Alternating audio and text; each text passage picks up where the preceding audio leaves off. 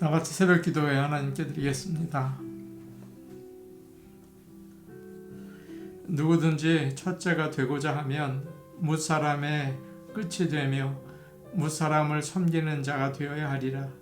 누구든지 내 이름으로 이런 어린아이 하나를 영접하면 곧 나를 영접하며 누구든지 나를 영접하면 나를 영접함이 아니요 나를 보내신 이를 영접함이니라. 아멘. 다같이 찬송가 429장 부르겠습니다. 429장입니다.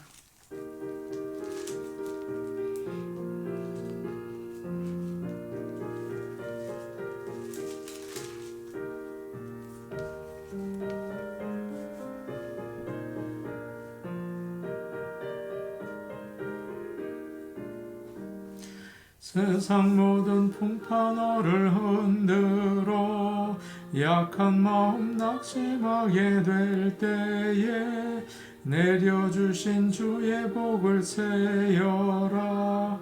주의 크신 복을 내가 알리라. 받은 복을 세어 보아라. 크신 복을 내가 알리라.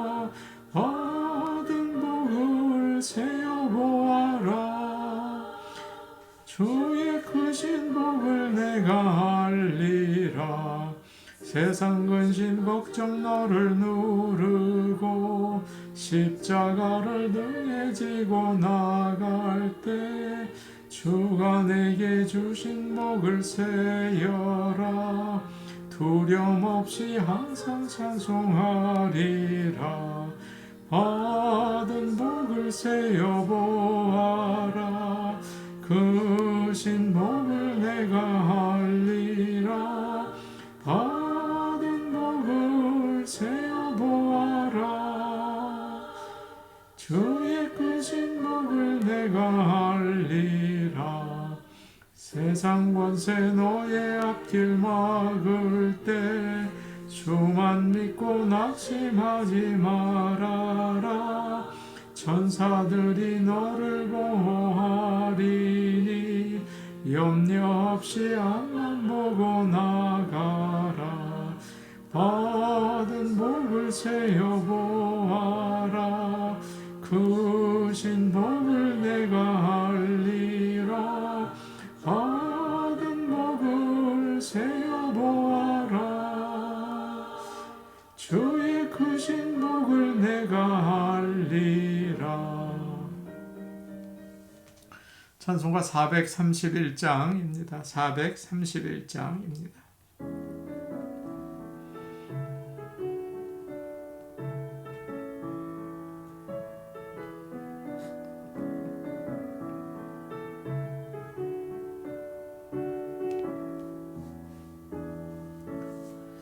주 안에 기쁨 있네. 주 안에 살자.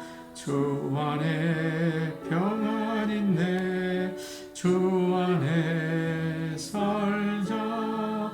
불행이 연기처럼 스며들어도 주 안에 사는 마음 기쁨 넘치네. 주 안에 사랑 있네. 주 안에 살자. 주 안에 소망 있네. 주 안에 살자.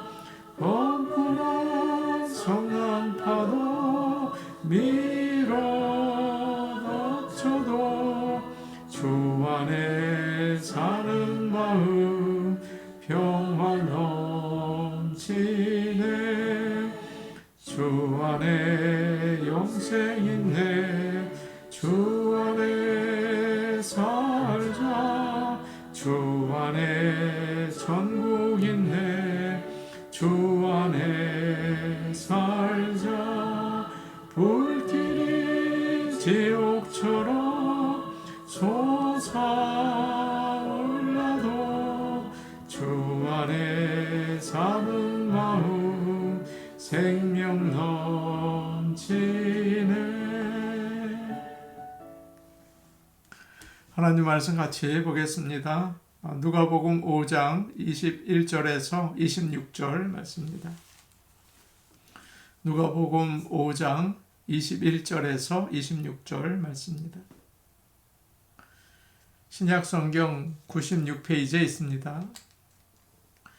누가복음 5장 21절에서 26절을 저희가 함께 읽겠습니다.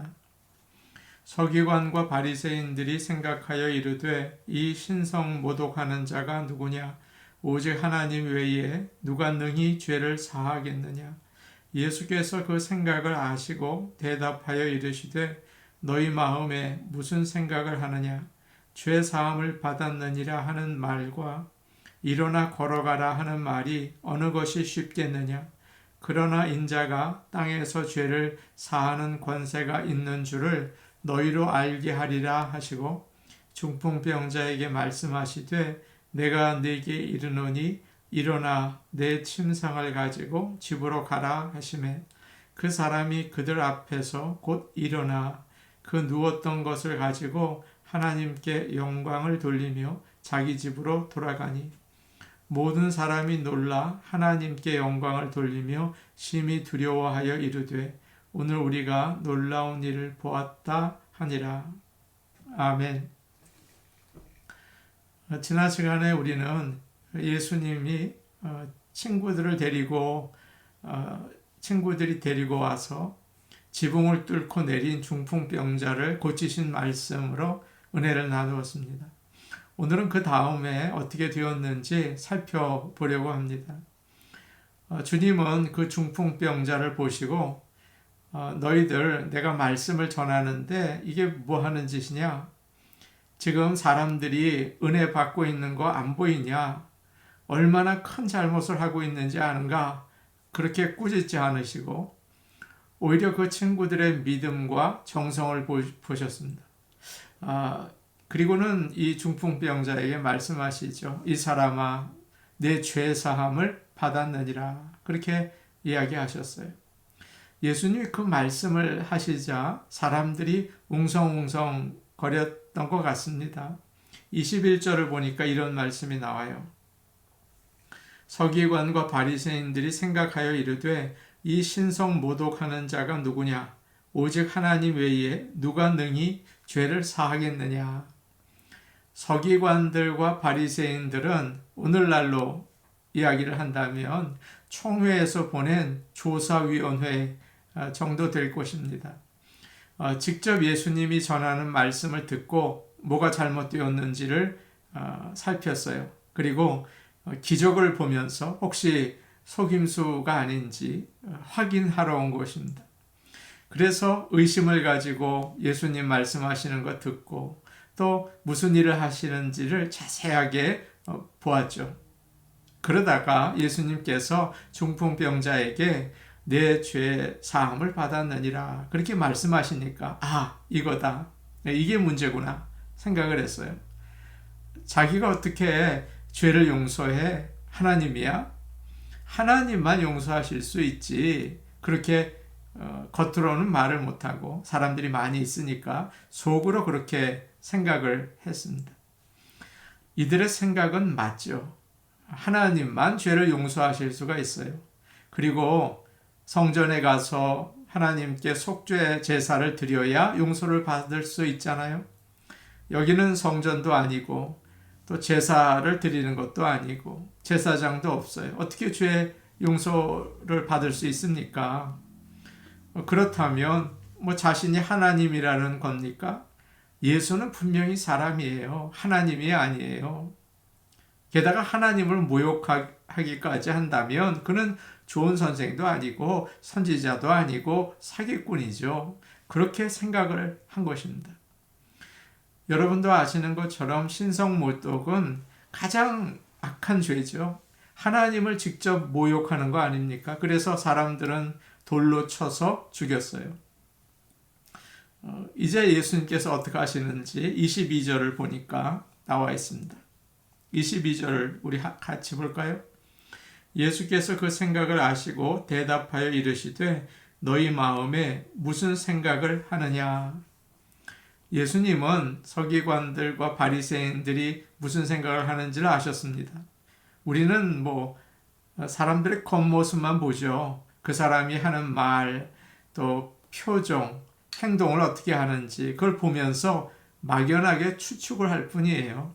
그런 말이 있지 않습니까? 10길 물속은 알아도 한 길 사람 속은 모른다. 정말 오해하기가 쉬워요.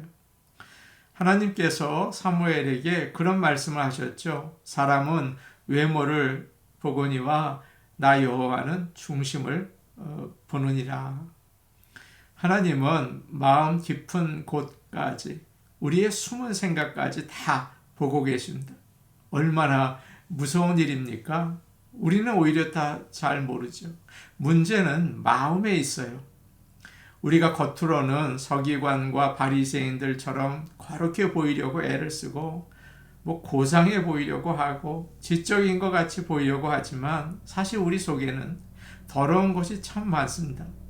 욕심과 또 속이는 것과 미움과 시기와 간음과 살인이 우리 안에 있어요. 그러니까 언제나 우리가 지옥에 사는 것 같이 힘들 때가 많이 있죠. 그런데 겉으로는 안 그런 척 그럽니다. 예수님은 이 서기관들과 바리새인들의 중심을 보셨어요. 예수님께서 아무리 진리를 전하고 또 능력을 나타내도 못 믿는 사람들이 있습니다.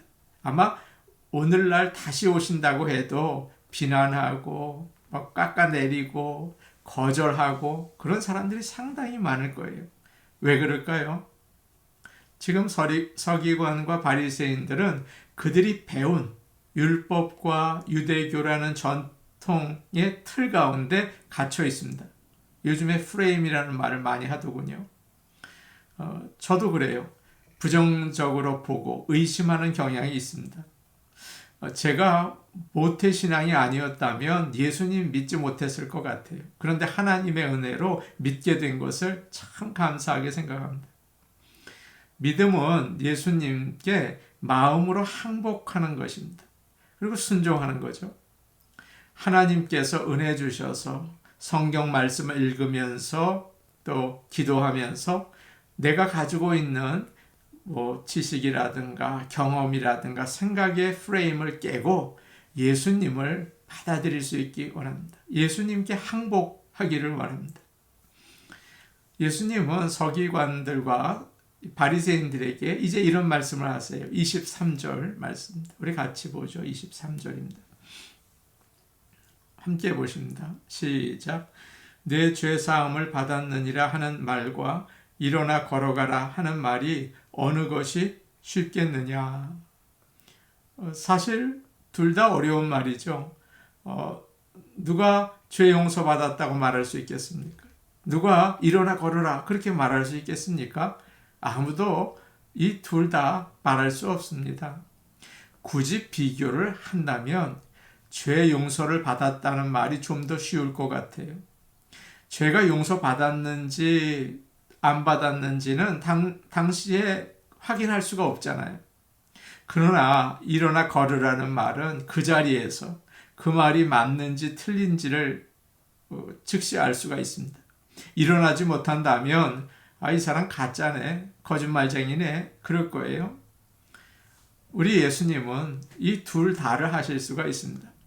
그러나 이 둘 가운데 죄를 용서하는 일이 훨씬 더 어려워요. 왜냐하면 우리 주님께서 부끄러움과 고통을 다 당하시고 십자가에서 피 흘려 죽으셔야 하기 때문입니다. 예수님이 이 세상에 오신 목적은 병을 낫게 하는 것이 아닙니다. 그건 잠시잖아요. 좀 있으면 죽게 되잖아요. 주님이 이 세상에 오신 목적은 죄를 용서하시기 위해서예요. 죄 용서를 받는 것은 영원한 심판을 피하는 길이고 영원히 주 안에서 천국으로 가는 길이 아닙니까? 가장 중요하죠. 오늘날 사람들은 죄의 문제를 심각하게 생각하지 않고 병 낫기만을 원해요. 과학이 발전해서 웬만한 병은 다 고치죠. 병 낫기를 원해요. 그러나 하나님을 마음에 두는 것을 싫어합니다. 그래서 계속 죄를 지으면서 살아요. 멸망과 죽음으로 가고 있죠. 죄는 그래서 과학으로도 해결할 수가 없고 또 사람들의 깊은 철학으로도 해결되지가 않아요. 죄는 욕심 때문에 생겨납니다. 욕심은 예수님을 나의 구주로 믿을 때 컨트롤할 수가 있는 것이죠. 교회 다니는 분들 중에 관심을 받고 사랑을 받고 사람들을 만나는 것을 좋아하지만 예수님을 믿지 못하는 분들이 있습니다. 어느 분이 아파서 그 집에 자주 가서 예배를 드린 적이 있어요. 목사가 찾아가는 것을 참 좋아하세요. 그런데 예수 믿으세요. 교회에 나오세요. 그러면 싫어합니다. 잔소리 듣는 것 같아요. 싫어합니다. 찾아오고 축복해주고 위로해주는 건 좋아하는데 예수님이 하나님의 아들이시고 그를 믿어야 죄에서 자유를 얻고 영원한 천국을 누릴 수 있다. 그거는 귀에 안 들어오는 것입니다. 여러분은 어떠신가요? 24절 말씀 우리 같이 보겠습니다. 24절입니다. 시작. 그러나 인자가 땅에서 죄를 사하는 권세가 있는 줄을 너희로 알게 하리라 하시고 중풍병자에게 말씀하시되 내가 내게 이르노니 일어나 내 침상을 가지고 집으로 가라 하시매. 예수님은 이제 중풍병자를 고치려고 하십니다. 사람들이 주님이 병을 고치시는 것을 눈으로 보아야 죄를 용서하신다는 것도 믿을 수 있기 때문이죠. 그러니까 주님이 그저 병을 고치신 게 아니라 죄를 용서하셨다는 표시로 병을 고치신 거예요. 여러분이 병에 걸렸다가 나은 적이 있으세요?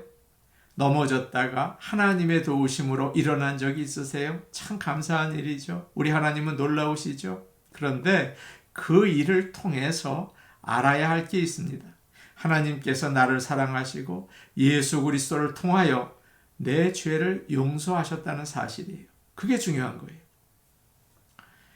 예수를 믿는 목적은 병이 낫고 성공하고 잘 되는 게 아니죠. 궁극적인 목적 말입니다. 죄를 용서받는 것입니다. 무엇이 나의 죄를 씻을까요? 나의 죄를 씻기는 예수의 피밖에 없네. 다시 정케하기도 예수의 피밖에 없네. 예수의 흘린 피 날 희게 하오니 귀하고 귀하다. 예수의 피밖에 없네. 요한일서 1장 9절에 이런 말씀이 있습니다. 만일 우리가 우리의 죄를 자백하면 그는 미쁘시고 의로우사 우리의 죄를 사하시며 우리를 모든 불의에서 깨끗하게 하실 것이요. 죄 용서는 우리가 올바로 산다고 해결되는 게 아니죠. 병고침을 받거나 어떤 특별한 기적적인 체험을 해야 죄 용서를 받는 것도 아니에요. 전적으로 예수님께 달려 있습니다. 그래서 예수님을 믿고 그분을 의지하고 그분에게 나아가서 죄를 고백하면 용서를 받는 거예요. 이제 예수님께서 중풍병자에게 말씀하시죠. 내가 네게 이르노니 일어나 내 침상을 가지고 집으로 가라. 어떻게 됐습니까? 25절과 26절 우리 보겠습니다. 25절, 26절입니다. 그 사람이 그들 앞에서 곧 일어나 그 누웠던 것을 가지고 하나님께 영광을 돌리며 자기 집으로 돌아가니 모든 사람이 놀라 하나님께 영광을 돌리며 심히 두려워하여 이르되 오늘 우리가 놀라운 일을 보았다 하니라. 어떻게 됐습니까? 그 사람이 즉시 일어나서 누워있던 침대를 들고 집으로 갔어요. 올 때는 침대에 누워서 지붕을 뚫고 내려오지 않았습니까? 그런데 이제는 그 침대를 어깨에 메고 문으로 나간 거예요. 참 놀라운 일이죠. 예수님의 치유는 즉시 그리고 완전히 일어나는 것을 우리에게 보여주고 있습니다. 아마 그 같이 온 친구들과 함께 펄쩍펄쩍 뛰면서 집으로 가지 않았을까요? 예수님은 정말 놀라우신 분입니다. 예수님 정말 감사합니다. 하나님 찬양합니다. 그러면서 갔을 거예요. 막 춤을 추면서 갔을 겁니다. 그러자 거기에 있던 사람들이 다 놀라면서 와, 야 소리를 내고 박수를 치고 기뻐했을 거예요. 하나님 능력 대단하시다. 그렇게 하나님께 영광을 돌렸다고 오늘 말씀 25절과 또 26절에 나와 있습니다. 아마 서기관들과 바리새인들은 어땠을까요? 이거 뭐지? 의심하며 인상을 찌푸렸을지 모르겠죠. 그러나 예수님을 하나님의 아들로 믿는 자들은 모두 밝은 미소를 짓고 기뻐하고 손뼉을 치며 하나님을 찬양했습니다. 이것이 바로 예수님께서 죄인을 구원해 주시는 이유예요. 이것이 병을 고쳐주시는 이유입니다. 하나님께서 영광을 받으시기 위해서죠. 구원을 받은 우리가 만일 의심하고 인상 찌푸리고 괴로워하고 그렇다면 하나님께서 영광을 받지 못하시는 겁니다. 항상 미소와 밝은 표정과 기쁜 마음을 가질 때 하나님께 영광을 돌리며 살 수 있는 거예요. 오늘 하루도 밝은 미소를 우리가 짓고 또 기쁜 표정을 지으면서 그렇게 하나님께 영광을 돌리며 오늘 하루를 지낼 수 있기를 간절히 원합니다. 우리 같이 기도하시겠습니다. 예수님을 나의 구주로 믿고 주의 말씀에 순종하며 살게 하옵소서. 예수님께 항복하기를 원합니다.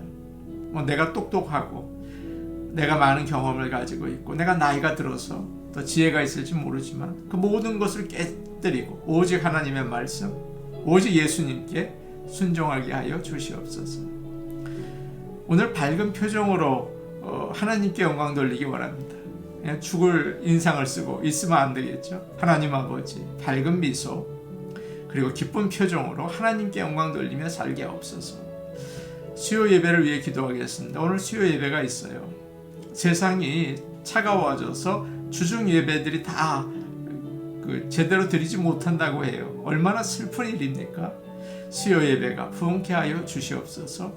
6월 15일 날 엔시나다 선교를 떠납니다. 우리가 정말 여행 가는 것 같으면 안 될 것 같아요.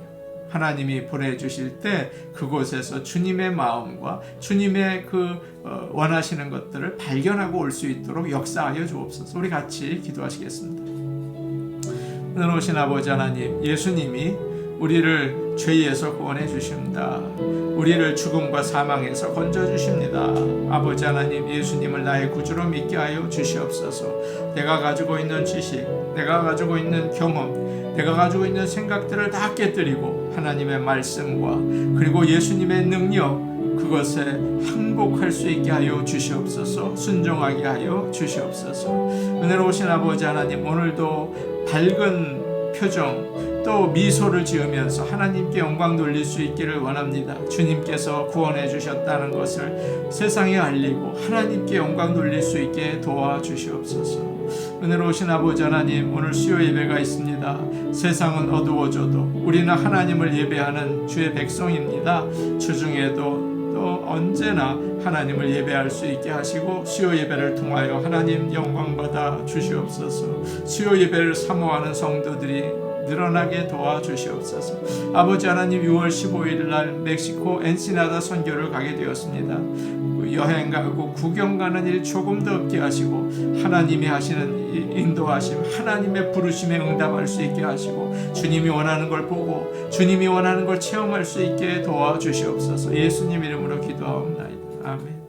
은혜로우신 아버지 하나님, 세상이 어두워져서 하나님을 마음에 두기를 싫어하고 죄를 지으며 삽니다. 멸망과 죽음을 향해 달려가는 세상을 봅니다. 아버지 하나님, 나의 죄를 씻기는 예수의 피밖에 없네. 예수님을 나의 구주로 고백하는 사람들이 이 땅에 아버지 하나님 늘어나게 하시고 우리 성도들 예수님을 나의 구주로 고백할 수 있는 구원받은 백성들 다 될 수 있게 믿음 주시옵소서. 예수님 이름으로 기도하옵나이다. 아멘. 오늘도 복된 하루 되시기 바랍니다. 개인 기도하시겠습니다.